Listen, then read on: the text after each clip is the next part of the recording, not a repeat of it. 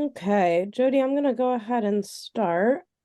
Okay, that sounds good. And I'll just remind everybody, this is one of our programs through our sustainability grant. And we have other ones that are about, maybe some of you guys have already participated in our different native garden programs, but you can always see on the website or send me, Jody, an email if you want to find out any more information.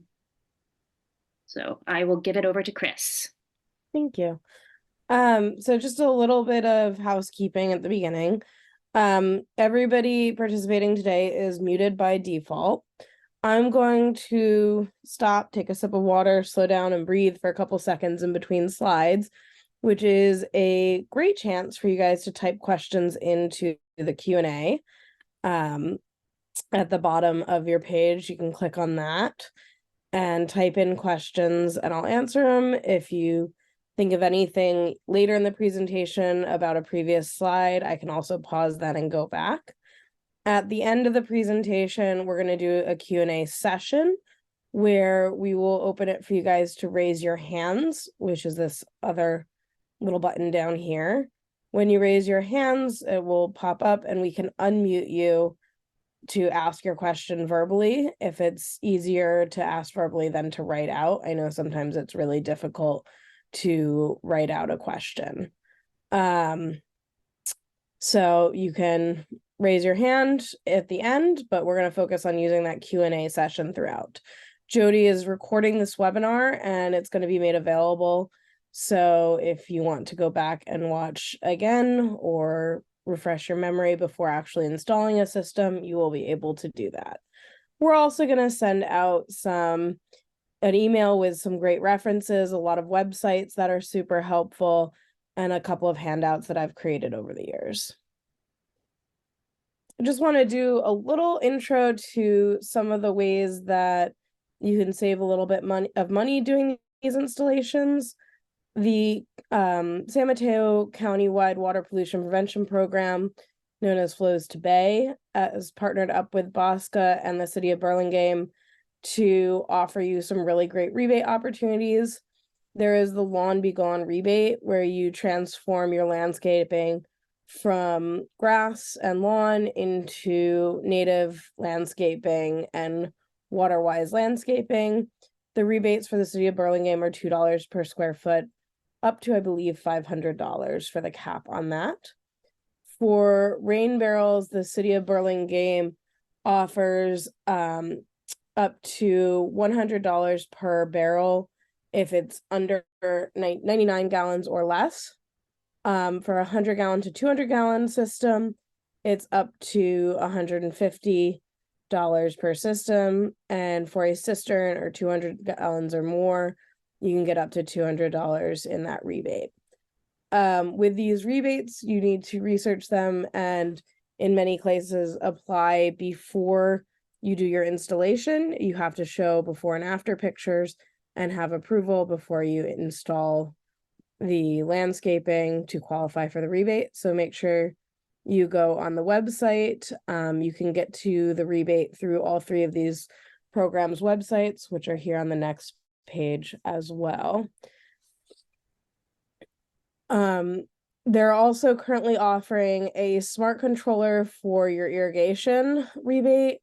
I believe this is an instant rebate that you apply for and it comes off of the purchase price of the controller, but you can check that out on the Bosca website. Another really cool program that the City of Burlingame does is at the public library. They have a check it out home energy and water savings toolkit. They have resources for performing a basic assessment of your efficiency of home energy and water use. You can sign up at the library's website to take out this kit and make your home a little bit more sustainable. One last great resource is bayareagardening.org. I think we have a lot of gardeners in this group, so you may already know this website, but they have some really great resources for water efficient landscaping. So without further ado, I'm going to move into the actual presentation. So we're going to talk a lot about rain barrels, a little bit about rain gardens, and I want to start out by talking about the why. Why harvest rainwater? What difference does it make in our landscape to our natural environment? So one of the issues we have here in the Bay Area is we get polluted runoff that ends up in our creeks and hurts a lot of the native wildlife. We also get temporary flooding in a lot of areas, and we get a lot of other issues when it does rain. And then when it doesn't rain, we are starved for water because we have such a flip-flop between deluge of water and no water in the summer. So we get a bit of a shock system with our soil where it becomes hydrophobic over the summer, and then during those first couple of rains, it can't absorb the rain properly, and we end up getting even that topsoil gets run off into our creeks. But we have a lot of other things that can get carried in the runoff from our roofs to pollute that runoff. We have pet waste, fertilizers, motor oil, detergents, chemicals, litter, plastics, and all of that runs into the storm drains. So where do the storm drains go? I've had a lot of people that have asked us say they go to our wastewater treatment plant, and that's actually not the case. So household wastewater, stuff from our sinks, toilets, showers, all of that runs in a sewer pipe to a wastewater treatment plant. It gets treated and cleaned, and then it goes back into our ecosystem cleaner. The water that is urban and stormwater runoff that goes onto our streets and into our storm drains actually goes directly into our creeks and the bay. So that water does not get filtered at all. So you can see from this illustration the difference from the relatively clean water coming out of the wastewater treatment plant to the storm drain channel that just has everything in it.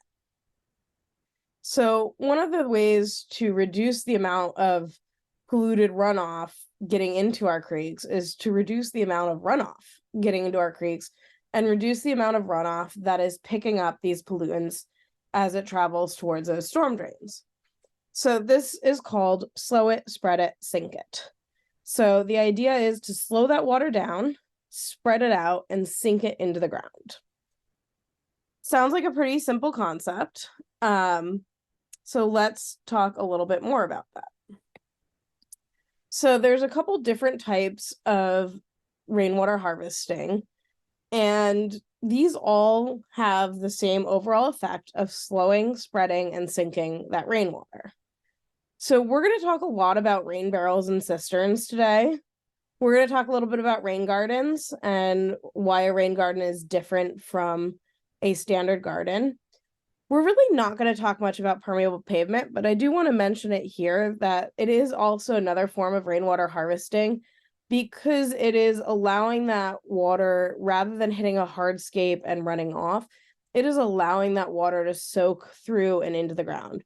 And there are permeable pavers like this one pictured here that the water runs straight through, or having spaces in the pavers to allow the water to go through the cracks and sink into the ground.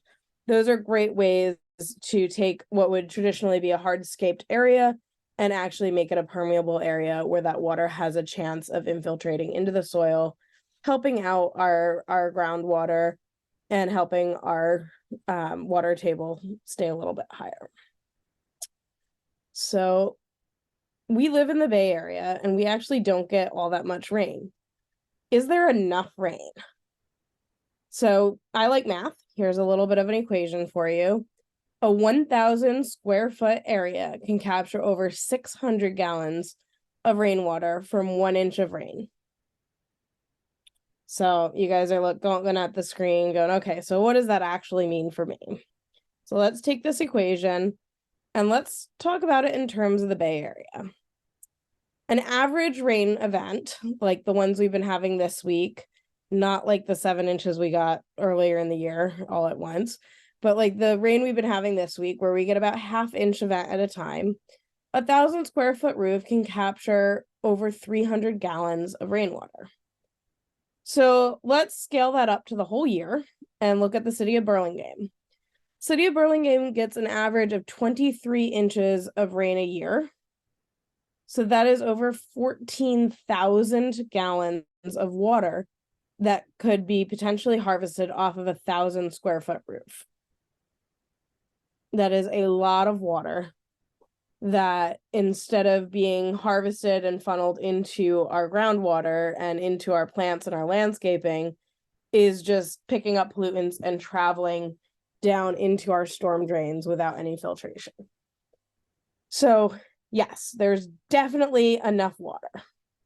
And the next question I get all the time is, okay, so there's enough water, but is my roof safe? Is it okay if I capture water from my roof? And the answer for most roofs is yes. You want to avoid any galvanized or untreated metal roofs because they oxidize, they rust, and you would end up with more of that oxidized material and the rust in your system, and you really don't want to concentrate that. You want to avoid any treated wood, cedar, or shingles, or shake shingles. Whew, it's hard to say. Wood, cedar, or shake shingles that are treated regularly.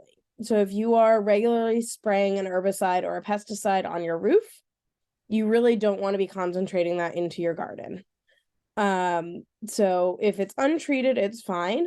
I know cedar is a very oily wood. A lot of people are concerned about the cedar. That's actually okay. It's the amount that goes into the water is negligible, and it will not hurt your plants generally, but you can test it. You can, do it for the first, couple of months you have your system. You can test it on a small area of your garden, to make sure that all your plants are tolerable of that cedar oil. Just like if you were planting plants near an oak tree out here, you would want to make sure you have plants that are tolerable of being under the oak tree, because even some of our native plants don't like being planted too close to an oak. With a flat roof, you also want to just make sure it's not being regularly treated with an herbicide or a pesticide. And some older flat roofs have asbestos in them. If your roof has asbestos, please don't capture the rainwater off of it. And it'd be great to get that changed out for a newer, modern, less toxic roof. With clay tiles or cement tiles or rubber shingles, they're all fine. One of the most common roof types here in the Bay Area is the asphalt shingles. You do want to disconnect any rainwater harvesting system you have if you have a new asphalt shingle roof installed. The first couple of rainfalls, it's going to shed. You're going to get little bits of gravel in there. It may off gas a little bit from the sealant that's on there, but afterwards it's totally safe and fine. So you just, for the first couple of rainfalls, you want to disconnect the system, and then you can reconnect the system, and that's only if you're having a new roof put on. You do want to, of course, make sure you are cleaning out your gutters regularly, but we'll talk a little more about that later. So let's move on to talking about rain barrels. So we now know we have enough rain. We know that our roofs are okay for them. So what is a rain barrel? Rain barrels capture roof runoff to store it for later use. Pretty straightforward, right? It's a giant enclosed bucket that we're going to hold water in from our rainwater and then use it later. Because you're holding on to this rainwater, you're going to eliminate or decrease the need for irrigating with municipal water. Because you are capturing that water rather than letting it come out the bottom of your downspout, so it's not just flooding right next to your house, you're going to reduce flooding. You might reduce sewer overflow and soil erosion. It's going to minimize the moisture around your building foundation. And overall, as we've discussed, this can improve the water quality in creeks because we're having less polluted runoff running into the creeks. They're also a great educational tool for talking to your neighbors and kids about being water wise and thinking about where our water comes from, since a lot of our Bay Area water travels 8 days to get here from Hetch Hetchy, and we do want to preserve and protect that water, since so little of the water on the planet is potable water. So when you are choosing your rain barrel system, you do want to think about your roof size or harvesting potential, your number of downspouts, your installation space, the location, uses of water, drainage and overflow swale, as well as the aesthetics. So we want to set up a system that's going to look nice, especially if you're going to put it in front of your house. One of the options that you have if you choose to use a recycled barrel is to paint it like this artist did on this picture here. I do not have the artistic skills to paint something like this, but hopefully either you have those skills or you have a friend or neighbor who does. I think this would look quite lovely in front of a house.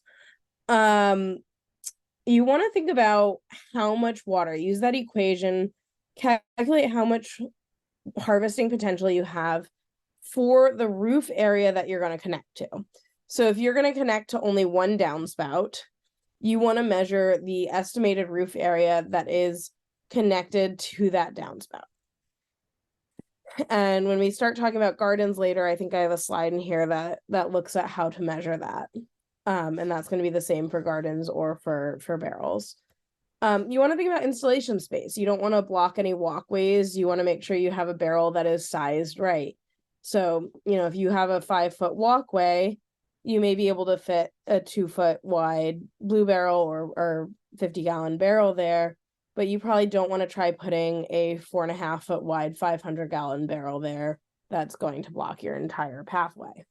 So just thinking about how much space you have when you're choosing your system and thinking about where you want to use the water. So it's ideal to have the system close to or in between where your water's coming from, the downspout you're connecting to, and where you're going to use that water.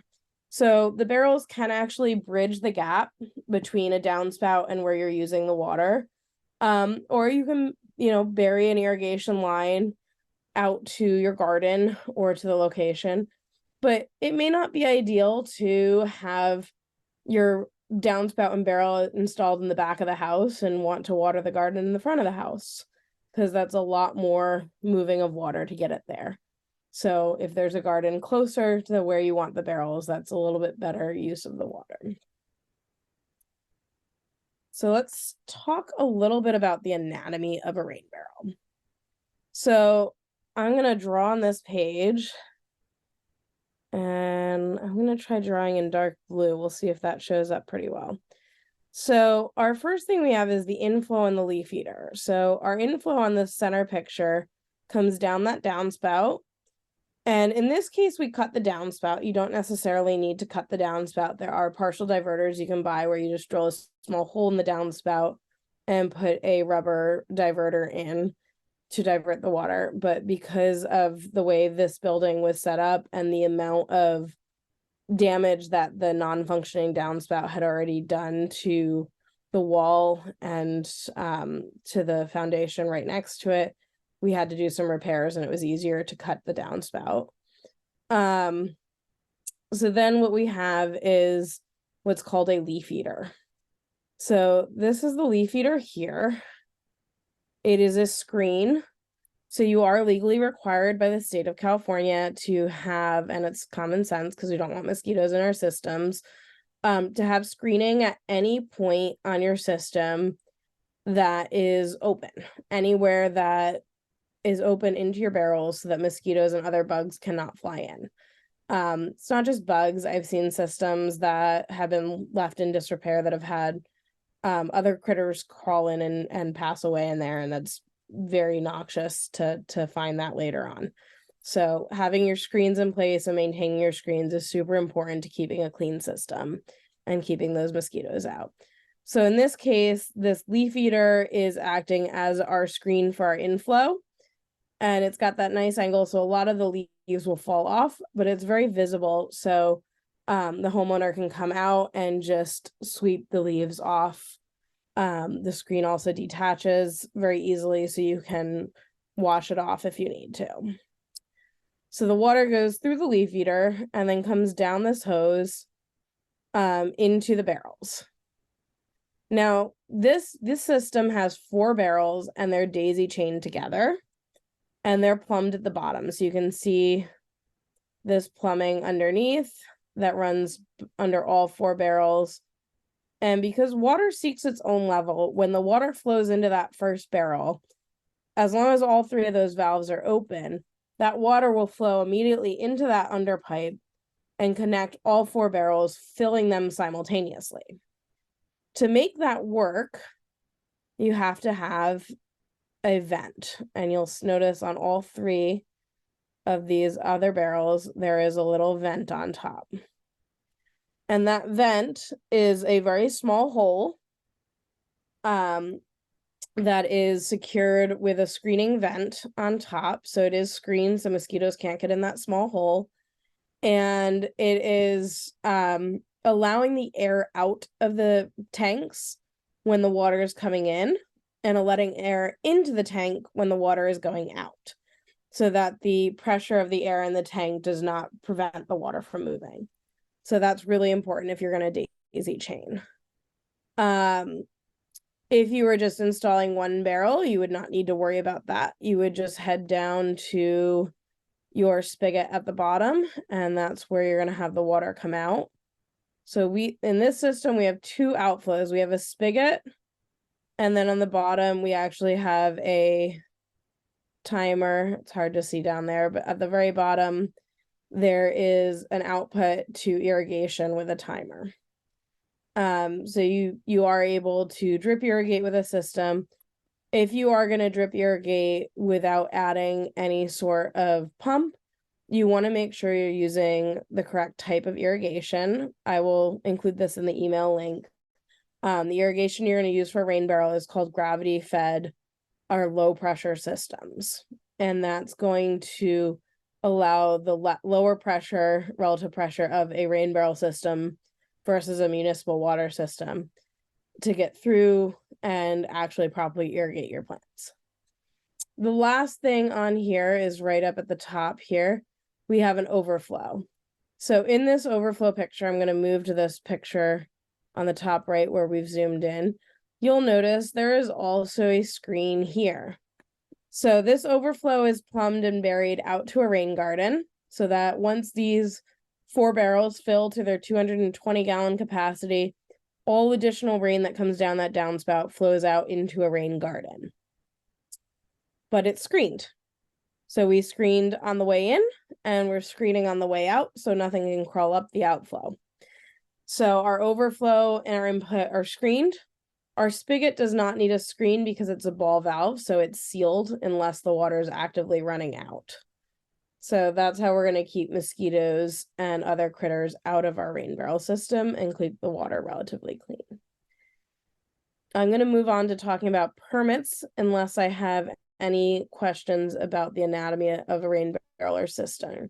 A cistern is simply a rain barrel that is 200 gallons or more. So it would be a larger system. So if you guys have any questions, feel free to type them into the Q&A.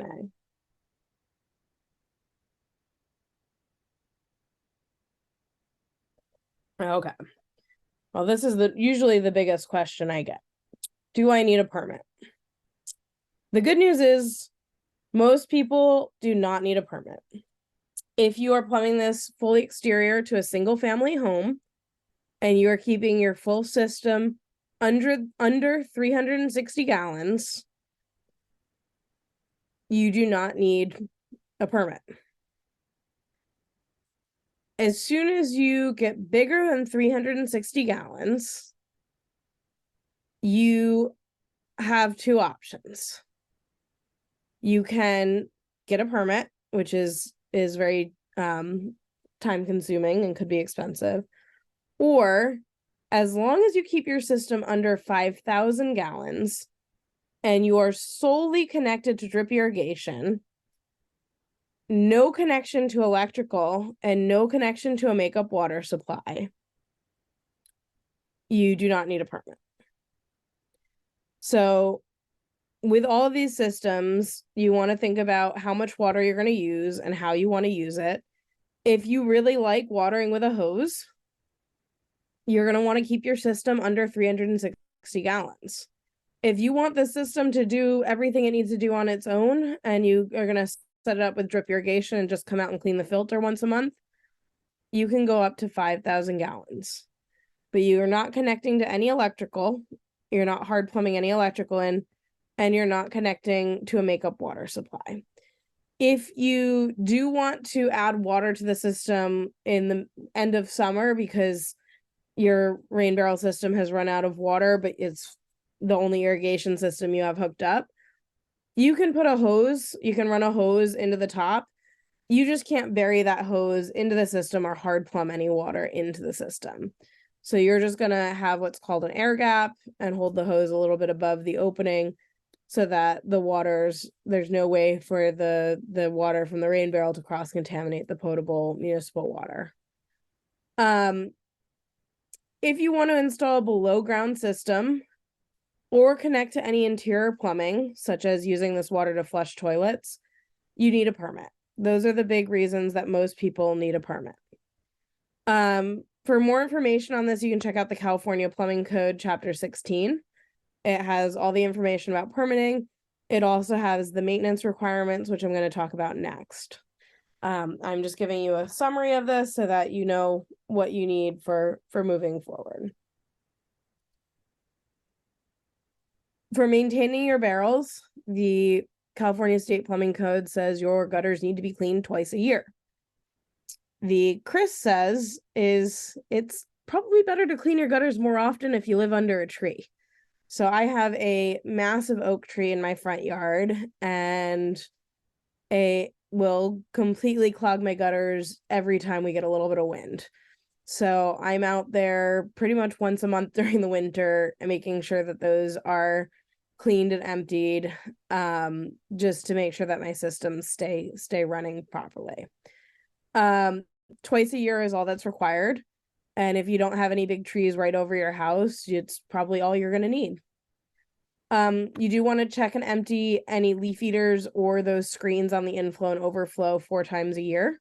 That's the state of California says. The Chris says is I recommend doing it once a month. They get pretty gummed up. You get a lot of pollen into the systems, and the pollen can make a little sheen on the screen and make it harder for the water to flow properly. So it's nice to clean those a little bit more often if you're able to. Empty and clean a first flush diverter. We didn't really talk about first flush diverters here. Those need to be done twice a year. That is an optional add-on. If you have questions about that, we can talk about them at the end. State of California says visually inspect all valves and components once a year. This means at least once a year you walk past the side of your house and you look at those rain barrels and say, oh, look, it's all still there. This is, to me, a little bit of a funny part of the law, because if you are checking your screens 4 times a year, you're probably looking at your valves and components more than once a year. But hopefully you can honestly say, yep, I looked at them this year.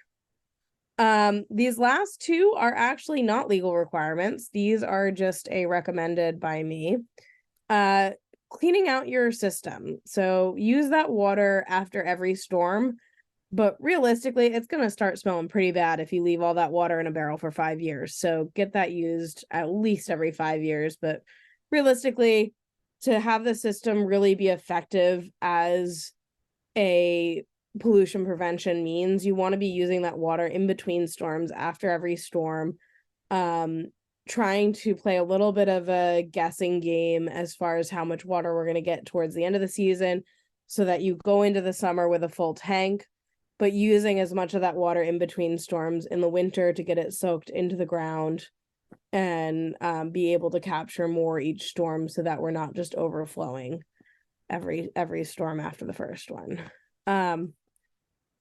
Every 5 years or so, you may want to just run a hose once you use all the water in the beginning of the fall into the summer. You might just want to run a little hose in there and flush out any little particulates that may have gotten into the bottom of your system and clean it out. And that's just going to help your system run a little bit better. Any questions on maintenance?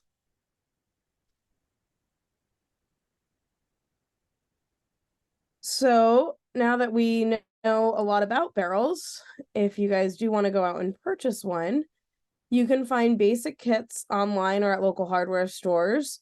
They usually run from about 50 to 90 gallons. They have everything you need included in one box, which makes it very easy to do the rebate. The rebates generally will cover, if not the full cost of one of these kits, very close to it. The rain station pictured in the back with the flowers coming out the top is a 50-gallon earth-minded rain station. They run anywhere from 115 to 135. The rebate for those is $100. So you would be a little bit out of pocket, but mostly it would be covered by the rebate. The food grade barrels, you can get online, you can get them on Craigslist, or you can buy them individually or as a kit through bluebarrel.com. I do recommend the ones from bluebarrel.com rather than buying them on Craigslist, because sometimes you get just funky attachments or they don't seal properly for the ones you get that are used from Craigslist. These are food grade recycled barrels. The FDA says food grade barrels can only be used once for their intended purpose, and then they need to be repurposed. So if, Coca-Cola or another company is sending its flavored syrup to a production plant to produce the bottling, they would use one of these barrels. Once it gets there and they use all the syrup out of it, they cannot refill it, and it cannot be used for food grade. So at that point, it needs to be recycled and upcycled into something else. So this is a great way to take something that is plastic but has already served its purpose within our food administration and now needs a new life. This is a great way to give it a new life. If buying through Blue Barrel, these generally are about $40 a barrel, and then you can get the kits online. And the kits are usually like 30 to 40. So the rebate can cover the full cost of one of these barrels, but you may decide to daisy chain and put more together. Cisterns are over 200 gallons. They generally have to be plumbed without a kit. You're going to have to buy 3-inch pipes, 1-inch pipes. At the hardware store, it's a little bit more involved to install a cistern. You can buy them at Urban Farmer in San Francisco or San Lorenzo Lumber down in Santa Cruz. They have different styles available. I recommend calling in advance because they don't keep a lot in their stores, but they can have them brought into the store for a specific pickup date.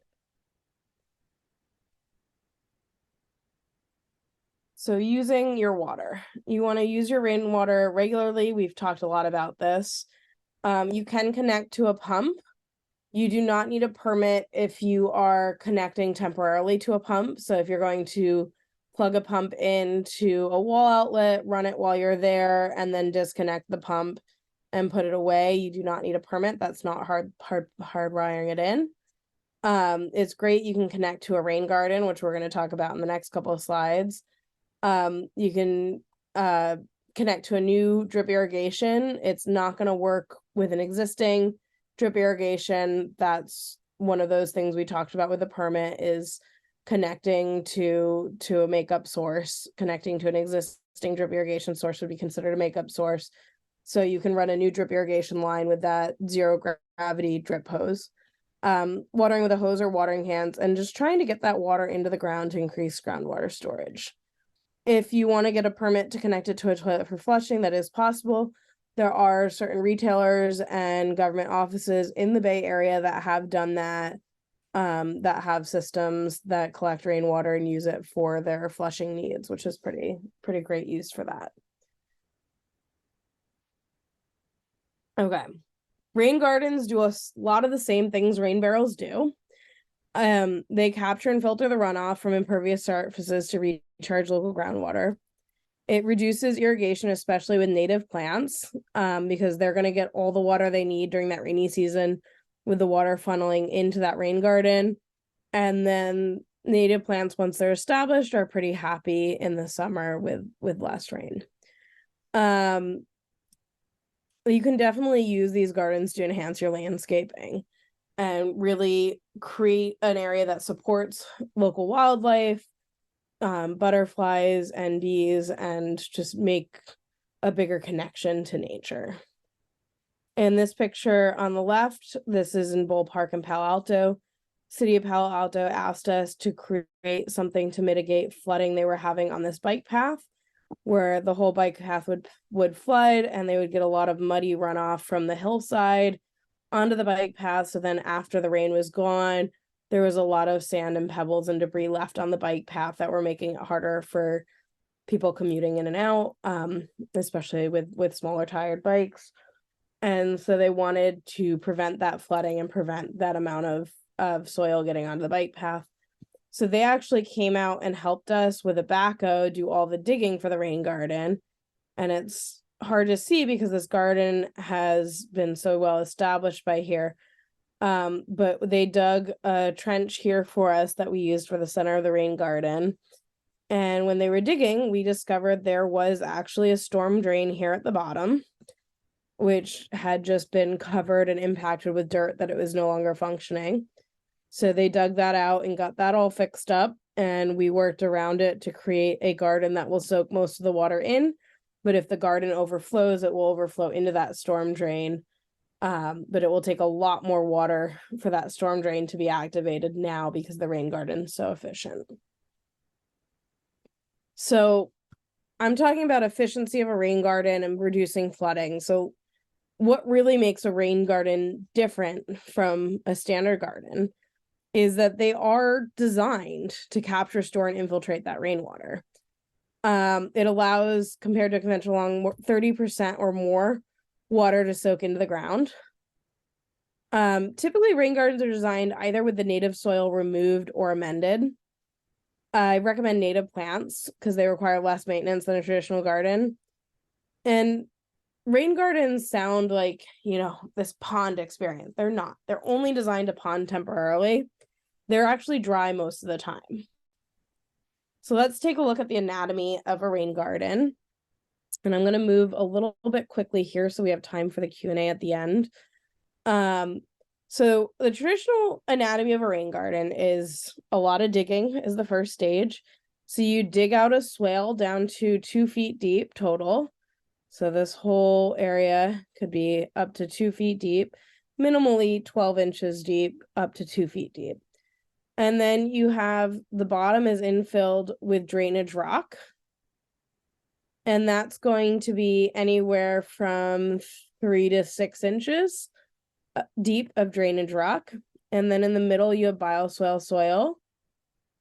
And that's going to be a minimum of 3 inches. You really want more soil in there, though, to give the plants something to sink their roots into. So I try to go closer to, 8 or 10 inches of the soil. And then on top, you can do either river rocks or mulch, depending on how much water you're expecting. The mulch will often float a little bit. So river rocks are really great for stabilizing. But for areas where we've started the water, we've had the water flowing in at the drainage rock level where we buried the pipe in, I've had really good luck with mulch on the top because the swales don't fill enough to actually float that mulch away. If like this picture, you are adding the water at the top, you will definitely notice some of that mulch getting washed lower down into the swale. I always recommend adding mulch on the berms because it'll help the moisture stay in the soil and help keep those plants moist during the summer. You can run this from the overflow of your rain barrel, or you can run it directly from a downspout. So some of the basic requirements is you want them downslope from your house. You don't want to put this in upslope from your house and have the water want to flood back towards your house. You need to have it at least 10 feet from your home's foundation. Again, that's just helpful and common sense. You don't want the water right next to your foundation. It's great to have some sort of cobbles or erosion protection at the inlet. If you bury the pipe into the garden, I always put a valve box where the pipe's coming out so I can access that and make sure nothing's clogged. And I run that right into the gravel, and that acts as an erosion protection for the gravel. They are supposed to have 6 to 12 inches of ponding depth. That's that top layer with the mulch or the cobbles that is included in the ponding depth. There are certain rain garden specific rebates available. Those require you to use native plants. And I'm going to send you the BOSCA approved plant list for some plant ideas, whether or not you are eligible for that rebate. Or if you just want to do this for yourself. The BOSCA plant list covers not just rain gardens, it covers all sorts of different gardens, and it has a lot of different categories on it with thousands of plants. It's really useful. So we'll include that in that email. As we already discussed, the rain garden bed should be 12 to 24 inches deep. And you want to use a berm on the sides. So I have a great question here. It says, for a rain garden, how big of a pipe do you recommend if it comes off of a house downspout? So I generally use a 2 or 3 inch pipe, depending on the downspout it's coming from. If I'm overflowing from a rain barrel, sometimes I will go as small as 1 inch, but I would never go smaller than 1 inch for that. And generally, even from a rain barrel, I'd rather run a 2 or a 3 inch pipe into my garden. That's going to allow any sediment or leaves that might come down your downspout. Even if you have screening, sometimes stuff gets through. That's going to allow that to get flushed out as well. You can get 3 or 4 inch triple wall landscaping pipe, or if you decide to go the 2 inch route, you can use ABS pipe, which works really well, especially if you're connecting a little bit higher up on a building or with a rain barrel. So I did tell you I would come back to sizing your roof, and this is good for rain gardens and rain barrels. When you are measuring your roof, you'll use the equation we talked about before for rain barrels.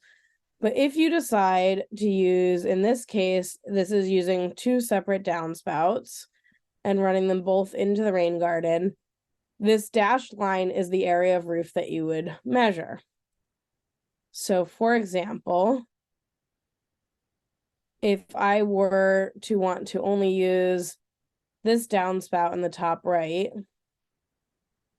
this is the section of roof that I would measure. Imagine that my lines are straight. So that's the section of roof that I would measure to estimate my roof area.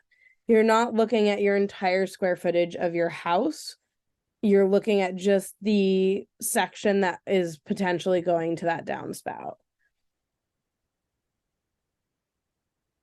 If instead I wanted to use this downspout, I would have a much smaller roof area. A lot of homes also have 2 layers where you have an upper story roof flowing down onto a lower story roof. So you would want to include that upper story roof. One of the questions I get often is, does the slope of my roof matter? And the easiest way to think of this is rain falls down. So you're going to measure the area of the ground that roof is covering, rather than the roof area, including the angled measurement. So you're not measuring how much material you need to cover your roof. You're measuring how much area of the ground the roof covers. These are Valley Water's size recommendations for the garden square footage based on square foot of roof. I generally try to do roughly 25 to 30% of the roof area we're harvesting from into the garden, just to make sure that garden's never going to overflow or flood. I'm going to send you a list of plants that are great for your gardens, rain gardens or otherwise. I'm going to send you a list of great native plants. But the big question that I get all the time for rain gardens is, can I put edible plants in my rain garden? The straightforward answer is no. You don't want edible plants in the swale of your rain garden. However, adjacent to your rain garden on the berm, you can put plants that grow up off the ground. Anything like a vining veggie or a bushy berry or a taller bushy herb or vegetable or citrus. So anything that's going to climb up, grow up, and not sit on the ground is fine on the berm or adjacent to your rain garden. It will run roots down into the swale to get a little extra water, and it will be happy and healthy. You really want to avoid anything that's leafy greens or ground level, anything that is going to grow right on the ground and sit in the area that you're watering with the rainwater, you want to avoid. And this is true for anything you're watering from your rain barrel. You always want to water at the roots. So if the root of the vegetable is what you're eating, or if you're eating something like a strawberry that is touching on the roots, you really don't want to be using that rainwater. Excuse me, because all of the chemicals that we get from forest fires that land on our roofs, all of the bird poop, everything else that lands on our roofs is going to get a little bit concentrated in those rain barrels, and we don't want to eat that.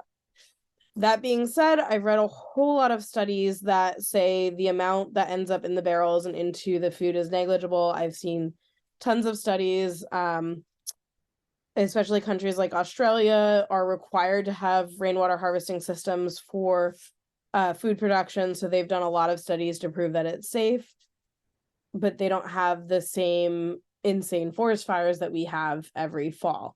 So I like to lean on the side of caution. So this is my personal recommendations of avoid putting the rainwater directly on something you're going to eat. But anything that's growing up, the roots and the stem is going to filter that water, and it's not going to have an uptake into the vegetables. The biggest difference from general maintenance that you're going to want to do for a rain garden is replacing your mulch. Mulch should always be 2 to 3 inches 2 to 3 inches thick. So you want to use like a hardwood mulch rather than a microbark, so it's not floating away. And you want to replace that regularly to make sure that there's enough mulch left for the system. That's the main difference from a standard garden. You really want to be avoiding synthetic fertilizers and herbicides in general, but they will concentrate even more in a rain garden because you get that temporary ponding. So you want to avoid those. If you have any extended ponding, anything even after a really big storm and once it stops raining, your garden should look dry after 3 days. You shouldn't see floating water. So if that's happening, you're going to need to dig it out and redesign the garden, go a little bit deeper, go a little bit bigger. So it's always good to go a little bit bigger in some ways for a garden than you think you need, just to make sure you don't have these issues. Okay, thank you guys for all bearing with me. I know webinars are a little bit of a long monologue, so hopefully there's a lot of great information in here and you guys are able to use it for yourselves. These are some of the websites I'm going to email out to you. They have a lot of really great resources on there. The Bosco website also has a lot of old videos. Many of the ones on rain barrels and rain gardens are me talking, so it's going to be a lot of the same information and similar slides you saw tonight, but they do have some other presenters that have handled those subjects in the past, so you might be able to find some of those for some different content. Please feel free to raise your hand if you want to verbally ask a question or type some questions into the Q&A. I'm going to put the rebate slides back up for you guys to look at, and I can answer any questions on rainwater harvesting.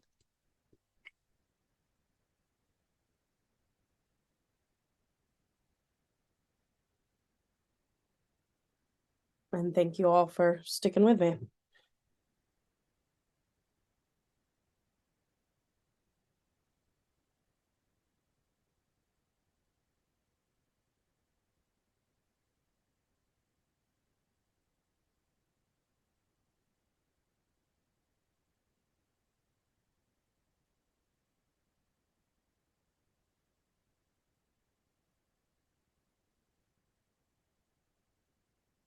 Okay, so there's a question here about collecting water in old garbage cans and buckets with open tops. Unfortunately, this is actually legal in the state of California because it is so difficult to prevent mosquitoes and to have vector control in those systems. Additionally, garbage cans are not designed to handle the water pressure when they get filled with water. So they can burst pretty magnificently. I've seen some pretty incredible situations where the water pressure has caused garbage cans to crack, and quite powerful amount of water comes out, so they're not particularly safe. All of the barrels that I showed on this presentation are designed to hold water, and they are very safe, but things that aren't designed to hold the water are not very safe. So the state does ask legally say that they're not allowed to be used for rainwater harvesting. Screening is always important. You can buy window screening at Home Depot to add screening to any rainwater system to be able to keep mosquitoes out, but it is very difficult to screen a larger area. So all of these barrels that I was showing you have a much smaller opening where the screen is going. Most of them don't go above 3 inches, to make it easier to maintain that screen and keep it in good working order.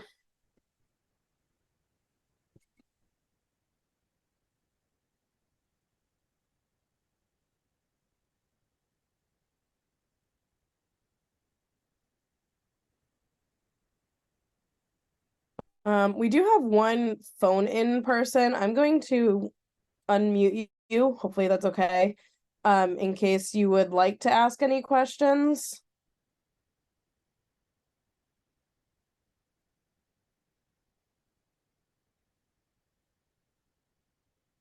So person calling in on the phone, you are unmuted now if you would like to ask any questions. Hello, yeah, I just have one, and it is that when I look at the water bill that we get, there's a significant amount of it that is attributable, I think, to irrigation, which is what we're talking about with, water reclamation.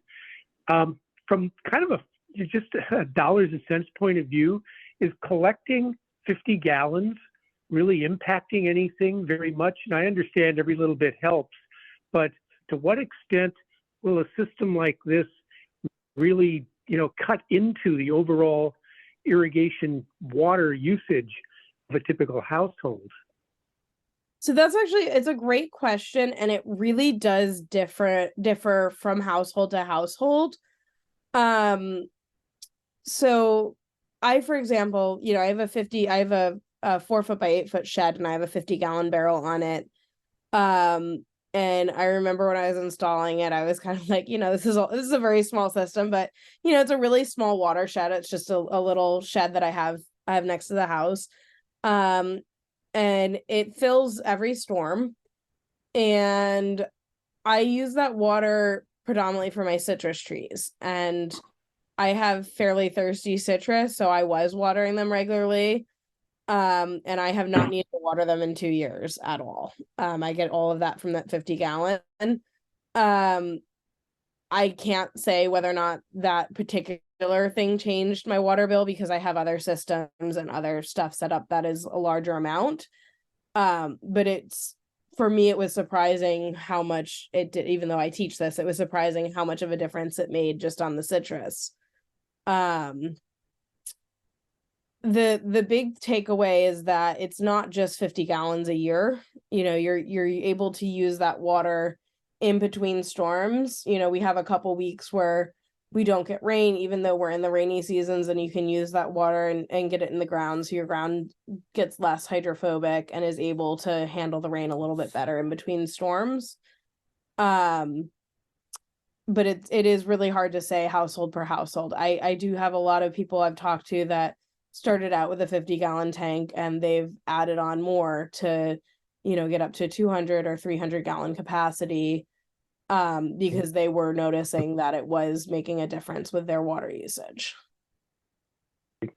Great, well, thank you. But it also sounds like this is not something that will be helpful to a person in August. It's going to be useful kind of during the rainy season in between storms. So a 50-gallon barrel is 50 gallons of water once you get into the dry season. That's all it is. So if you have a fully native garden, that may last you 2 months, because it's not going to need a lot of water. It's only going to need it on those days where we get real scorchers and it needs a little bit to help it. The native plants just don't need as much water, so you can get by much longer. But even with a fully native garden, that 50 gallons is not going to get you through September.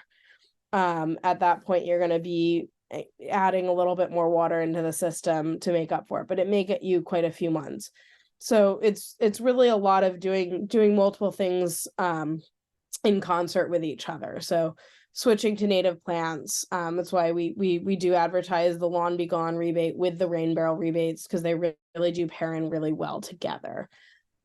Switching to more native plants, getting more drought tolerant landscaping, and then using the rain barrels to keep that a little bit needing less water as well. But yeah, a 50-gallon rain barrel by itself will not water a very large garden all summer.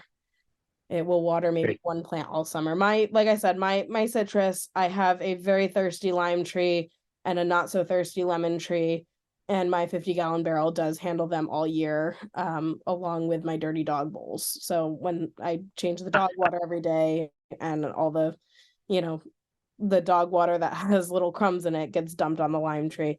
So in addition to that, I do not have to use any municipal water for those two plants anymore all year round. But that's really all I water that 50-gallon barrel into is those two trees. Well, thank you very much. Very interesting presentation. Thank you, and feel free to check out the slides when Jody sends this out. Thank you. Okay, I'm gonna remute you.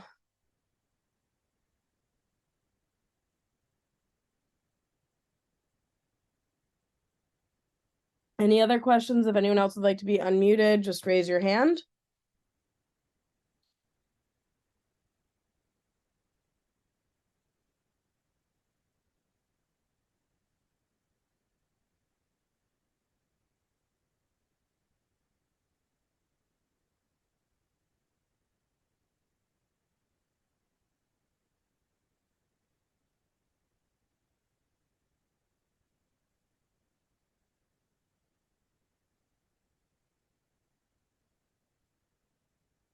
Okay, well, Jody, it doesn't appear that we have any more questions. Okay. Then I guess if you don't have anything more, then I guess we'll end the webinar. And I will send out to people when we have, when it's ready, a link to where you can watch it, and also the other information I collect from Chris. Is there anything else? I think that's it. I'm going to send you that email tomorrow, so you have all of the extra resources for everyone. Yeah, and like I said, if you registered for this ahead of time, then I will have your email. If not, just send me an email and I can share information. And I also have information from the prior classes, the different native garden classes, including the cardboard mulching class that we did, which showed how to get rid of some of your lawn. If you want to find out about that, I have a lot of information on that as well. But Yeah, otherwise, is a great resource. Mm-hmm. Yeah, so otherwise, I think we can end the program. Thank you all for attending.